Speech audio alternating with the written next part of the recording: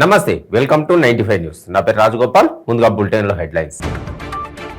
పాలమూరు రంగారెడ్డి ఎత్తిపోతల ప్రాజెక్టును ప్రారంభించిన సీఎం కేసీఆర్ 35,000 కోట్ల అంచనా వ్యయంతో 2015లో తెలంగాణ సర్కారు పథకానికి శ్రీకారం. జగన్ మానసిక పరిస్థితి బాగాలేదన్న పవన్ కళ్యాణ్, ప్రత్యేక మానసిక వైద్యులను పంపించాలని వ్యంగ్యం. రాజమండ్రిలో కొవ్వొత్తులతో నిరసన ప్రదర్శన. అదిని టీడీపీ అధినేత చంద్రబాబు అరెస్టు అక్రమమన్న నారా బ్రాహ్మణి. లిక్కర్ స్కామ్ సంస్థ నోటీసులపై సిపిఐ నారాయణ విమర్శలు. బిజీగా ఉన్నానని కవిత చెప్పగానే కోర్టు నమ్మేసిందని ఎద్దేవా. డీటెయిల్స్లోకి వెళ్తే, పాలమూరు రంగారెడ్డి ఎత్తిపోతల ప్రాజెక్టును తెలంగాణ ముఖ్యమంత్రి కేసీఆర్ ప్రారంభించారు. నార్లపూర్ వద్ద తొలి పంపు స్విచ్ ఆన్ చేసి నీటిని విడుదల చేశారు. డెలివరీ సిస్టర్స్ వద్ద సీఎం మంత్రులు ప్రత్యేక పూజలు నిర్వహించారు. కృష్ణా జలాలు నింపిన కలశాలకు వేద పండితులు పూజలు చేశారు. కలశాలను పలు గ్రామాల సర్పంచ్లకు అందజేయనున్నారు. కృష్ణా జలాలతో పాటు పలు గ్రామాల్లో దేవుళ్లకు ప్రజాప్రతినిధులు పూజలు చేయనున్నారు. ప్రాజెక్టు ప్రారంభోత్సవ కార్యక్రమంలో మంత్రులు శ్రీనివాస్ గౌడ్, నిరంజన్ రెడ్డి, మహేందర్ రెడ్డి తదితరులు పాల్గొన్నారు. ఉమ్మడి మహబూబ్నగర్ జిల్లాతో పాటు రంగారెడ్డి జిల్లాలోని 12.30 లక్షల ఎకరాలకు తాగునీటిని అందించాలనే లక్ష్యంతో పాలమూరు రంగారెడ్డి ఎత్తిపోతల పథకానికి ₹35,000 కోట్ల అంచనా వ్యయంతో 2015లో తెలంగాణ సర్కారు శ్రీకారం చుట్టింది.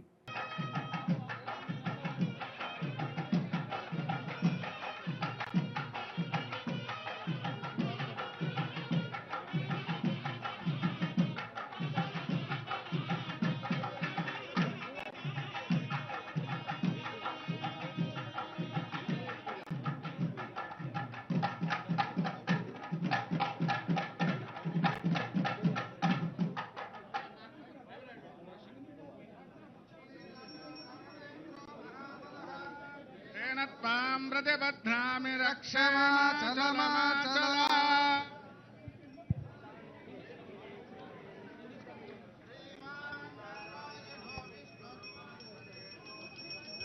पूर्णा एतस्य राज्य राजासन् राज्यवासो मे नयजते देवसुवामेतानि हवेगुंसि भवन्ते एतावन्तो वै देवानागुं सवाः त एवास्मै सवान् प्रयच्छन्ते एनं पुनः सुवन्ते राज्याय देवसो राजा भवति।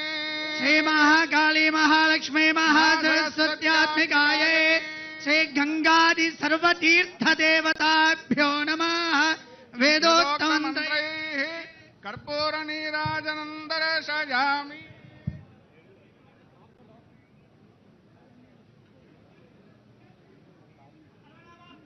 दीपदये हर हर महादेव।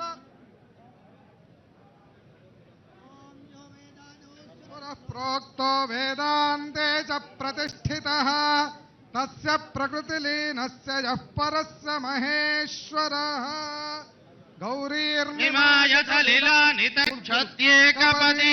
సమైక్య రాష్ట్రంలోనే సమగ్రాభివృద్ధి అని ఏమయ్యా ముఖ్యమంత్రి గారు, నువ్వు దత్తత తీసుకున్నావు పాలమూరును, మరి సమైక్య రాష్ట్రంలో సమగ్రాభివృద్ధి అంటే అయిపోయినటువంటి దూరాలను ఎందుకు నింపుతలేవని చెప్పి నిలదీస్తే అప్పుడు మోకాళ్ళ మీద పరుగులు పెట్టి కర్ణాటక ప్రాజెక్టు డబ్బులు కడితే ఆ తర్వాత దూరాల కాలువ పనులు చేయిస్తే ఉద్యమ దెబ్బకు వాళ్ళు ముందుకు వచ్చినారు. ఇంకో కథ మీకు తెలుసు, ఆర్డీఎస్ స్కీమ్, రాజోలి బండ డైవర్షన్ స్కీమ్. అది 54 కట్టిన ప్రాజెక్ట్, ఆంధ్రప్రదేశ్ ఏర్పడక ముందు కట్టిన ప్రాజెక్ట్. దాన్ని కూడా మొత్తం నాశనం చేసినారు. తెలంగాణ ఉద్యమంలో నేను చేసిన మొట్టమొదటి పాదయాత్రనే అలంపూర్లో జోగులాంబ అమ్మవారి పాదాలకు దండం పెట్టి అక్కడి నుంచి గద్వాల తేరు మైదానం దాకా నేను పాదయాత్ర చేసిన మీకు తెలుసు. జనసేనాని పవన్ కళ్యాణ్ ఏపీ సీఎం జగన్ పై తీవ్ర స్థాయిలో ధ్వజమెత్తారు. జగన్ది ధైర్యం అనుకుంటారని, కానీ అది పిచ్చా అని వ్యాఖ్యానించారు. జగన్ మానసిక స్థితి బాగా లేదని, కేంద్రం ప్రత్యేక మానసిక వైద్యులను పంపించాలని వ్యంగ్యం ప్రదర్శించారు.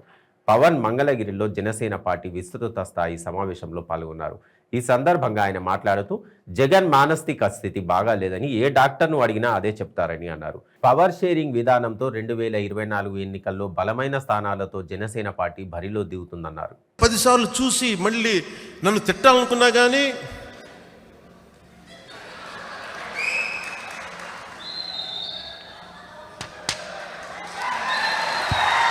నన్ను తిట్టాలనుకున్నా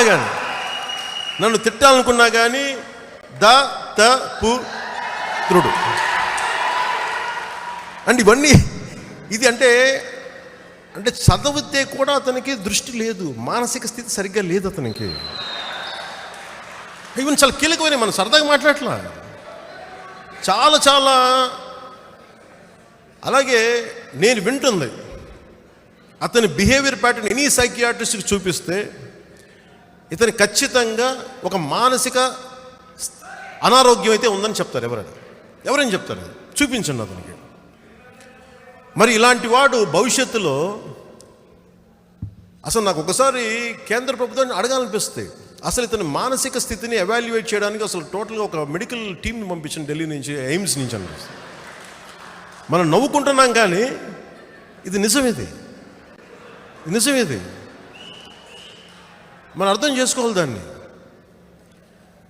సో నాకు ఇలాంటి పరిస్థితుల్లో ఆంధ్రప్రదేశ్ని ఒక మానసిక ఈ అనారోగ్యంతో బాధపడుతున్న వ్యక్తి చేతిలో పెట్టడం రైట్ కాదు. అందుకని చెప్పి ముఖ్యంగా మనకు సంబంధం లేదు, ఆంధ్రప్రదేశ్ ప్రజలకు సంబంధం లేదు. నేను ముఖ్యంగా వైసీపీ వాళ్ళకి చెప్తున్నా, బాబు మీ నాయకుడికి మానసిక స్థితి సరిగ్గా లేదమ్మా, చూసుకోండి.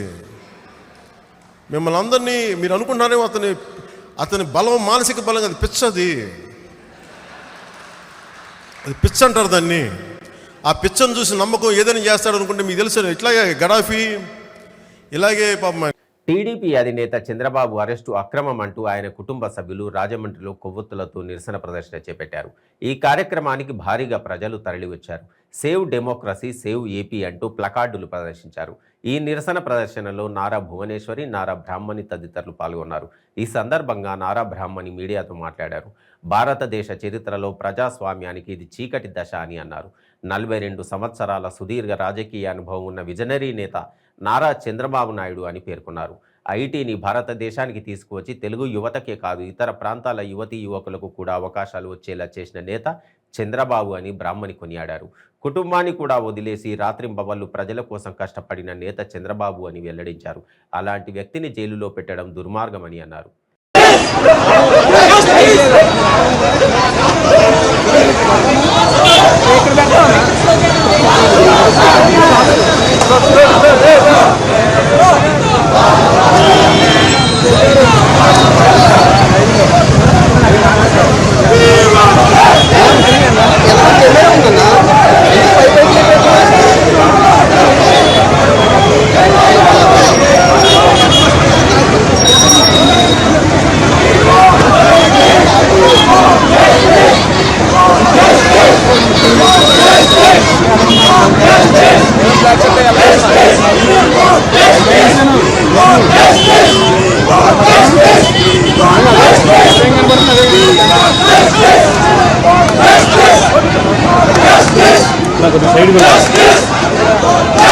అభివృద్ధి చేయటం నేరమా, సంక్షేమం చేయటం నేరమా? నేను అందరినీ అడుగుతున్నాను, ఇన్ని జాబ్లు ఇవ్వటం నేరమా? కుటుంబాన్ని వదిలేసుకుని ఎప్పుడు ప్రజల కోసం కష్టపడేవారు అటువంటి మహానాయకుడు నారా చంద్రబాబు నాయుడు గారిని ఇంత అన్యాయంగా, ఏ ఎవిడెన్స్ లేకుండా, బేస్లెస్ గా డైరెక్ట్ గా అరెస్ట్ చేయటం నేను ఖండిస్తున్నాను. ఢిల్లీ లిక్కర్ స్కామ్లో విచారణకు హాజరు కావాలంటూ బీఆర్ఎస్ ఎమ్మెల్సీ కల్వకుంట్ల కవితకు ఈడీ ఇచ్చిన సమన్లను సుప్రీంకోర్టు వాయిదా వేసిన సంగతి తెలిసిందే. సెప్టెంబర్ 26 వరకు కవితకు సమన్లు జారీ చేయవద్దని ఈడీని ఆదేశించింది. ఈ నేపథ్యంలో సిపిఐ నారాయణ విమర్శలు గుప్పించారు. విచారణకు రావాలని ఈడీ సమన్లు పంపిస్తే కవితకు ఇష్టమైనప్పుడు వెళ్లాలని కోర్టు చెప్పిందని తీవ్ర వ్యాఖ్యలు చేశారు. తాను బిజీగా ఉన్నానని కవిత చెప్పగానే కోర్టు నమ్మేసిందని అన్నారు.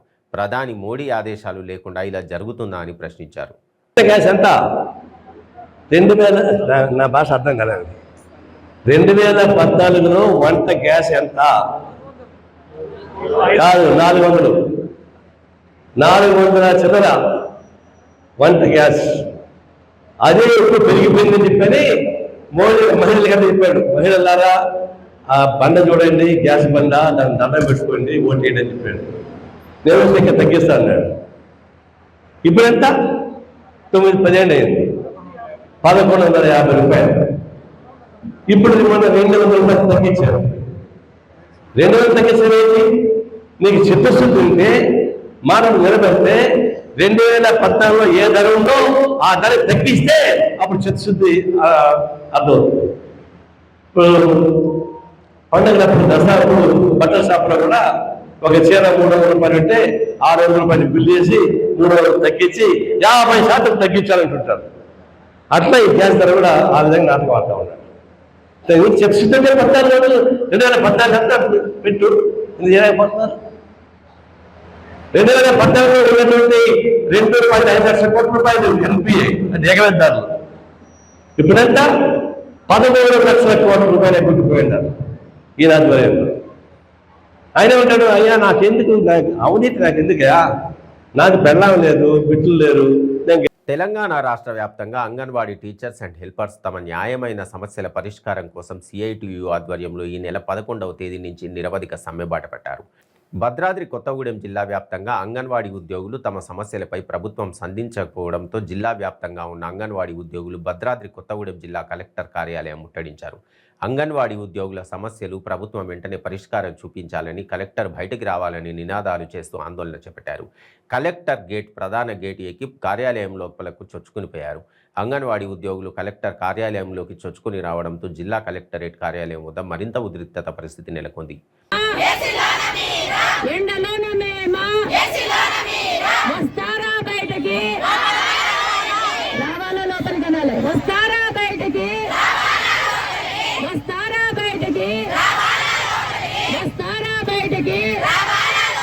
నశించాలి జిల్లా అధికారుల మొండి వైఖరి, నశించాలి జిల్లా అధికారుల మొండి వైఖరి.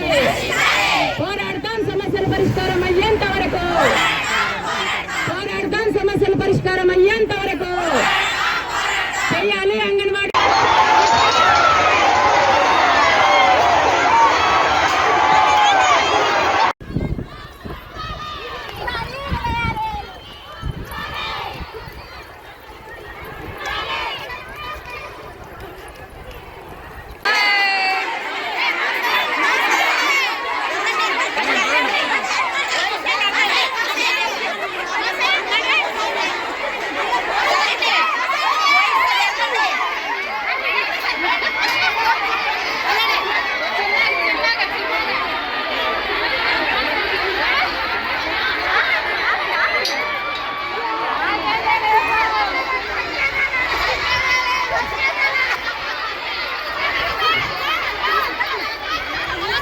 తెలంగాణ విమోచన దినోత్సవాన్ని సెప్టెంబర్ 17న రాష్ట్ర వ్యాప్తంగా అధికారికంగా నిర్వహించాలని, పాఠ్యపుస్తకాలలో చేర్చాలని, పోరాట యోధులు మరణించిన ప్రదేశాలను స్మృతి కేంద్రాలుగా అభివృద్ధి చేయాలని బీజేపీ నాయకులు డిమాండ్ చేశారు.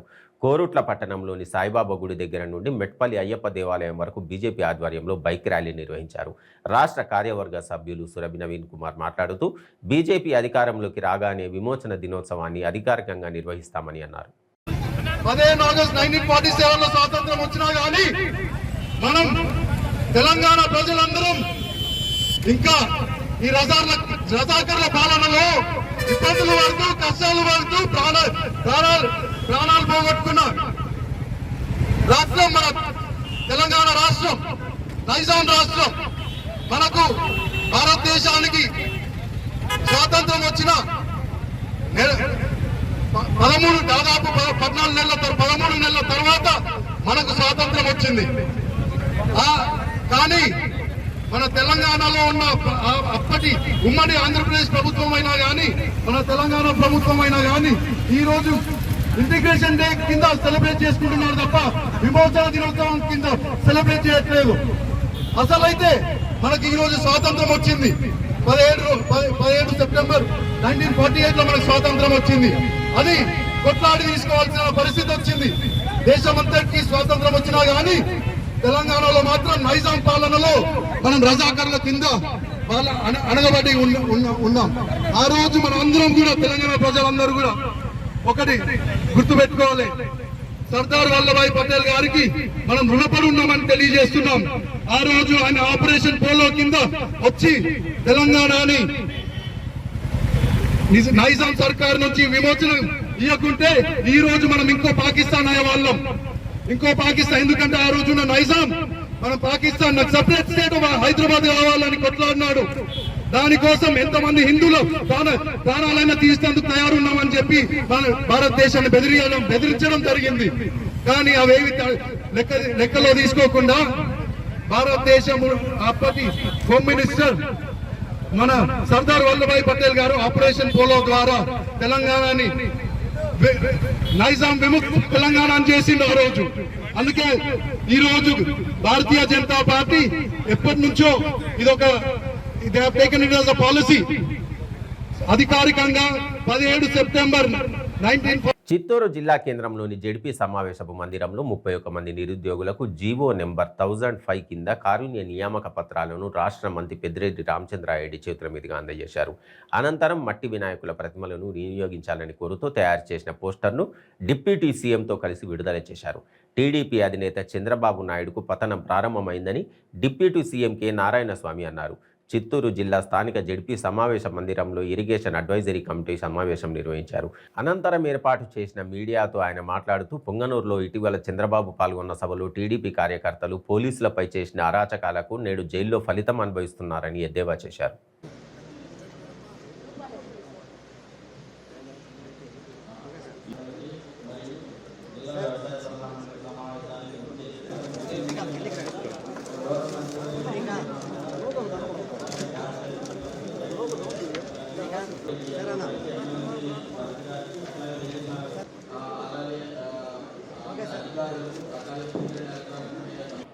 వ్యవసాయ సలహా మండలి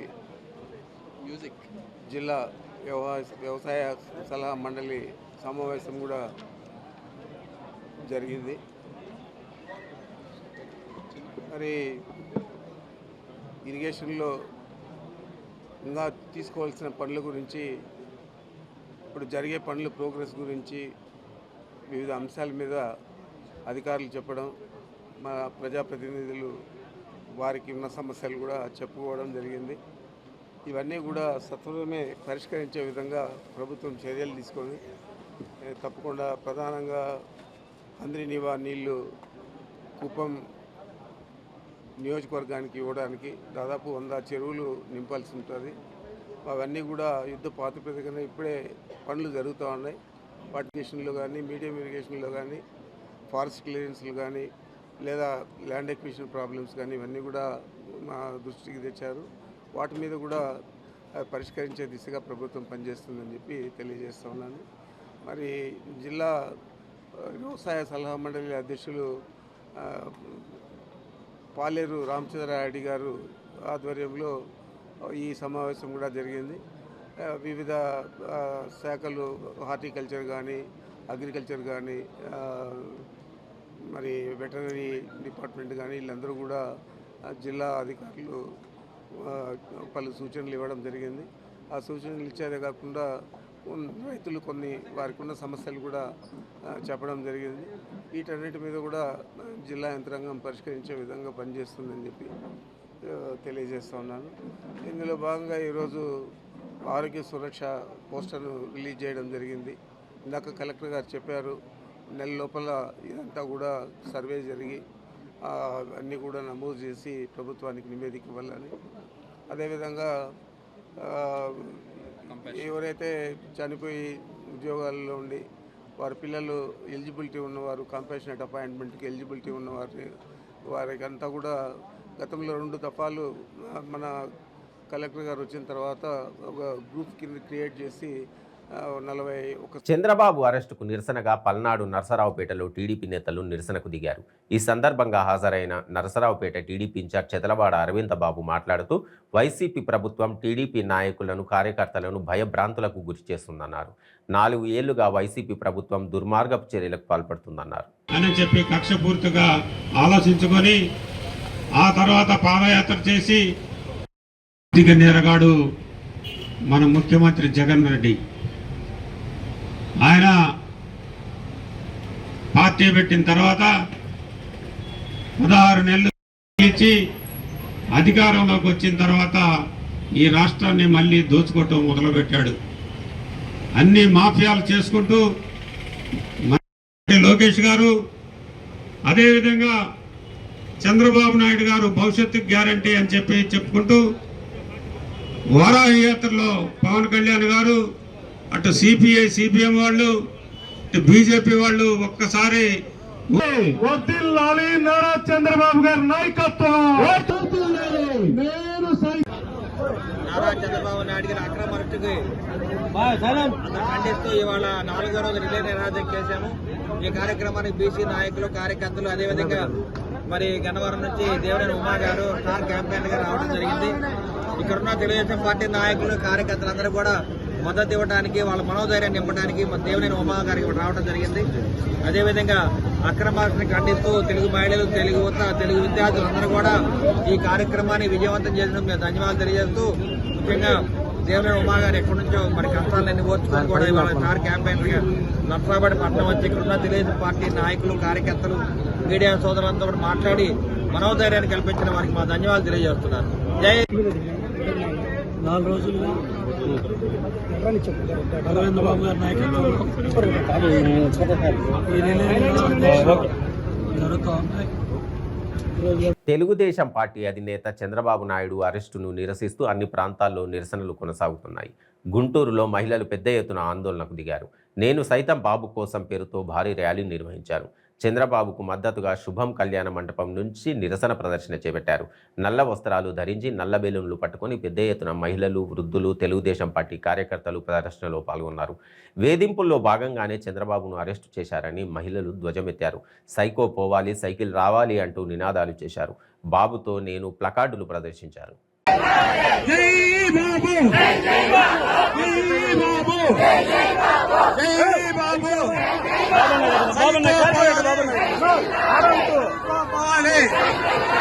లేడీస్ కాబట్టి లేడీస్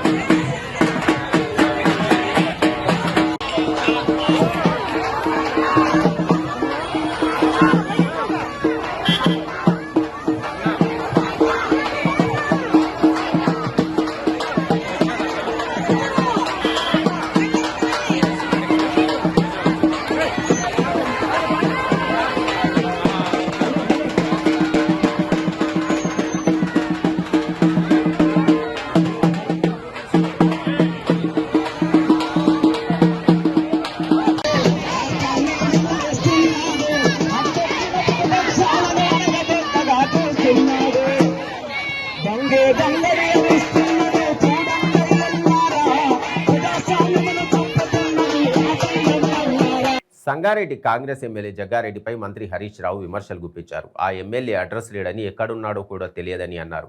ఆయన ఫోన్ నెంబర్ ఏంటో నియోజకవర్గ ప్రజలకు తెలియదని చెప్పారు. 60 ఏళ్ల కాంగ్రెస్ పాలనలో ప్రజలకు ఒరిగిందేమీ లేదని, గొప్పలు చెప్పుకుంటూ ప్రజల చెవిలో పువ్వులు పెడుతున్నారని విమర్శించారు. కేసీఆర్ది చేతల ప్రభుత్వం అని అన్నారు. సీఎం కేసీఆర్ పక్కా హిందువు అయినప్పటికీ మతాలకు అతీతంగా పనిచేస్తారని చెప్పారు. కేసీఆర్ పాలనలో తెలంగాణ దేశంలోని అగ్రగామిగా నిలిచిందని తెలిపారు. వచ్చే ఎన్నికల్లో బీఆర్ఎస్ ఘన విజయం సాధించి హ్యాట్రిక్ కొడుతుందని ధీమా వ్యక్తం చేశారు. కాంగ్రెస్ పార్టీ కానీ మన కేసీఆర్ లైఫ్ లాంగ్ సోపతి, సింపతి కావాలా, లైఫ్ లాంగ్ సోపతి కావాలా, ఒక్కసారి మా రైతులు, మా ప్రజలందరూ కూడా ఆలోచించారు. కేవలం ఎన్నికల కోసం కాంగ్రెస్ లో వచ్చి ఏదో 4 మాటలు చెప్తారు, కానీ ఏ విషయంలో కూడా వాళ్ళ చిత్తశుద్ధి ఉండదు. కేసీఆర్ గారిని మన ప్రజల మీద ఆయన జీవితమే ప్రజల కోసం త్యాగం చేయడానికి సిద్ధపడ్డ నాయకుడు, తన ప్రాణాన్ని కూడా ఇవ్వడానికి సిద్ధపడి తెలంగాణ సాధించిన నాయకుడు కేసీఆర్. నిన్న జిల్లాకు మెడికల్ కాలేజ్ ప్రారంభించింది, ఇవాళ పాలమూరు ఎత్తిపోతల పథకం ప్రారంభించింది. ఈ రాష్ట్రం ఇవాళ దేశానికి మరి మార్గనిర్దేశనం చేయించిన విధంగా గొప్పగా చేసినటువంటి నాయకుడు మన కేసీఆర్ గారు. మరి మీ అందరినీ కూడా కోరేది ఒక్కటే, సర్దిదిన రేవు తెలవాలి. ఎవరైనా మనకు మంచిగా పనిచేస్తే వారి కడుపు సల్లంగా మనం ఆశీర్వదిస్తాం. మరి మన కేసీఆర్ గారు మన జీవితాల్లో, మన తెలంగాణలో వెలుతురు నింపిన కేసీఆర్ ను మీరందరూ నిండు మనసుతో దీవించాలని చెప్పి నేను కోరుతాను. రకరకాల జిమిక్కులు చేస్తున్నారు, వాళ్ళు రకరకాల డిక్లరేషన్లు చేస్తున్నారు, సిడబ్ల్యూసి మీటింగ్ల పేరు మీద డ్రామాలు చేస్తున్నారు. కానీ ఎవరు ఎన్ని ట్రిక్కులు చేసినా హ్యాండ్ ట్రిక్ మాత్రం కేసీఆర్ ది, బీఆర్ఎస్ ప్రభుత్వం అని చెప్పి మనం చేస్తూ, ఎందుకంటే పనిచేసే ప్రభుత్వం, పనిచేసిన వారికి ఎప్పుడైనా ఆత్మవిశ్వాసం ఉంటుంది. పని చేసి రాష్ట్ర ఉప ముఖ్యమంత్రి జిల్లా ఇన్ఛార్జ్ మంత్రి బూడి ముత్యాల నాయుడు అధ్యక్షతన ఎస్కోట అసెంబ్లీ నియోజకవర్గ అభివృద్ధిపై సమీక్షా సమావేశం విజయనగరం కలెక్టరేట్ ఆడిటోరియంలో నిర్వహించారు. ఈ సమావేశంలో జెడ్పీ చైర్మన్ మాజీ శ్రీనివాసరావు, ఎస్కోట ఎమ్మెల్యే కడబండి శ్రీనివాసరావు తదితరులు పాల్గొన్నారు. జిల్లాల అభివృద్ధికి ప్రభుత్వం అత్యధిక ప్రాధాన్యత ఇస్తుందని చెప్పారు.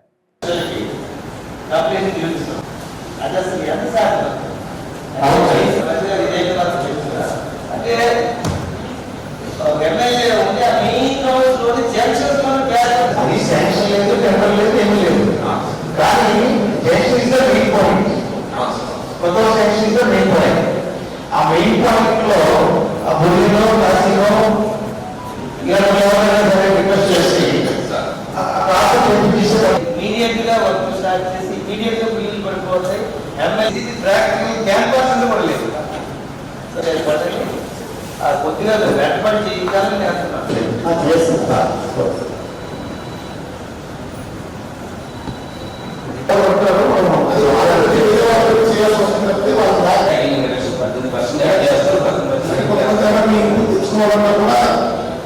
జిఎస్టీ లేదు, రిజిస్ట్రేషన్ లేదు. 5 lakhs ఓపెన్ కూడా మన జనరల్గా నామినేషన్ మనం టేకప్ చేస్తున్నాం కదా. జిఎస్టీ మనం పెట్టుబడి కావాలి అనుకున్నాం.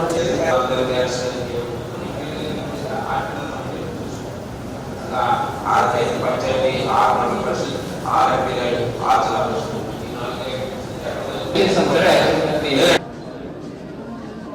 ఎస్కోట నియోజకవర్గం సమీక్ష సమావేశం జరగడం జరిగింది. రాష్ట్రంలో వైకాపా సాగిస్తున్న అరాచక పాలనను ప్రజల్లోకి తీసుకెళ్లాల్సిన బాధ్యత ప్రతి కార్యకర్త పైన ఉందని తెలుగుదేశం పార్టీ విజయనగరం జిల్లా అధ్యక్షులు కిమిడి నాగార్జున అన్నారు. మొరకముడిదాం మండలానికి చెందిన పార్టీ నాయకులు, కార్యకర్తలు ఈ కార్యక్రమంలో పాల్గొన్నారు. ఈ సందర్భంగా ఓ అభిమాని శిబిరం వద్దే అరగుండు చేయించుకొని ప్రభుత్వ తీరుపై నిరసన వ్యక్తం చేశారు.